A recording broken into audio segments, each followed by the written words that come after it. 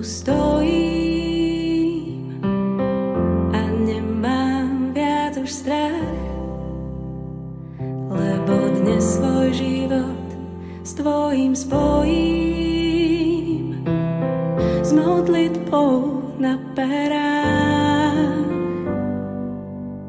Dnes sa dve cesty pretnú, dve túžby spoja sa v jednu.